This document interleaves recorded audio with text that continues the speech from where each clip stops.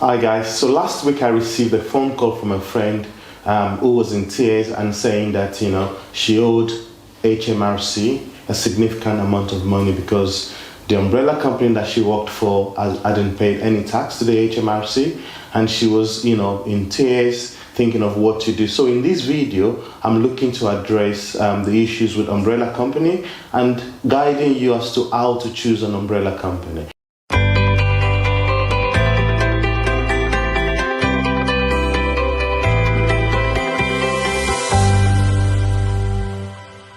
So guys, in case it's the first time of seeing my face, my name is Shola and I'm a registered mental health nurse working in the UK National Health Service.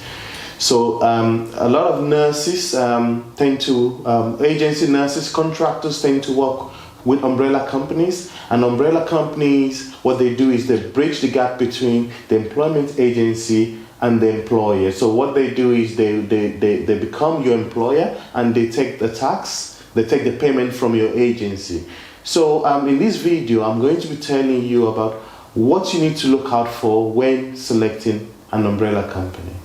So the first thing I want you to do is that when you go online and you're looking for an umbrella company, just because of the fact that your agency has recommended the umbrella company is not good enough. You need to do your due diligence to ensure that you're actually selecting the right umbrella companies.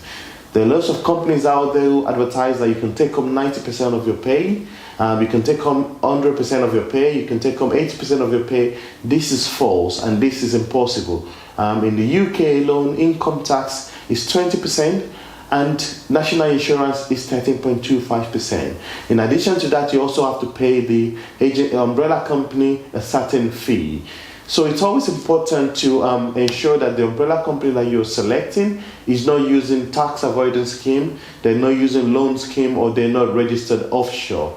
So it's very, very important to make the right selection. So what are the things that you need to look out for when selecting an umbrella company? The first thing I want you to do is check their background. Go online, go to Company House and see if they're registered online. Secondly, what I want you to do is I want you to go on to Google and check their reviews. Look at the people that are using them, see what they're saying about these umbrella companies. How long have they been in existence? It's very important to check that. So that's the first thing I want you to do. The second thing that I want you to do is to make sure that you ask them for their fees and how their fees are deducted. Some of them will give you a fixed fee, others will tell you that the fee that they're going to take is a percentage of your take-home pay or the percentage of your pay. You don't want them to take a percentage of your pay. What you want to do is you want them to give you a fixed fee, and you know that across the board it could be a weekly fee, a monthly fee, or a quarterly fee, and that allows you to know precisely what they're taking.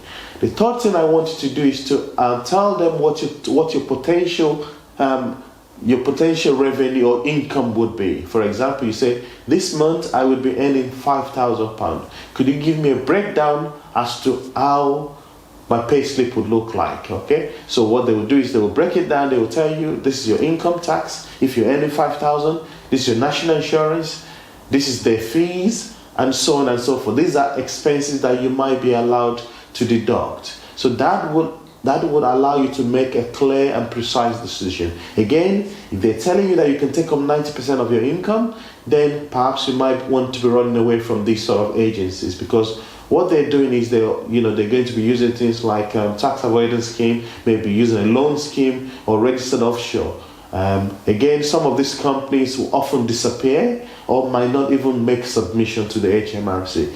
So those are some of the things that I want you to look at. Again, what I want you to do is to also ask for the insurance scheme, the public liability scheme.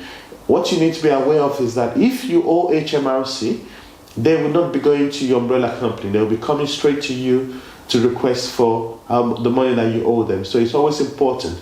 Again, you want to ask them about pension, expenses. What expenses am I allowed to claim from my income?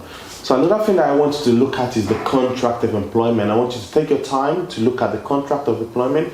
Make sure it's satisfactory. Make sure that all areas are covered and that you are happy with the contract of employment. If you don't understand anything in the contract, give them a phone call, speak to them, and just make sure that you're 100% happy with that. Another thing that I want you to look at is the software, or how you communicate with the umbrella company. Some umbrella companies, it might be very difficult to get them on the phone. Others will have a robust software that you communicate through. Make sure that it's a software that is user friendly and something that you might be able to get along with. Another thing that I want you to do is to make sure that after 3 months of working with the umbrella company, make a phone call to HMRC. Call HMRC and ensure that your taxes that are deducted, your national insurance that are deducted, have been submitted to Her Majesty Revenue and Customs.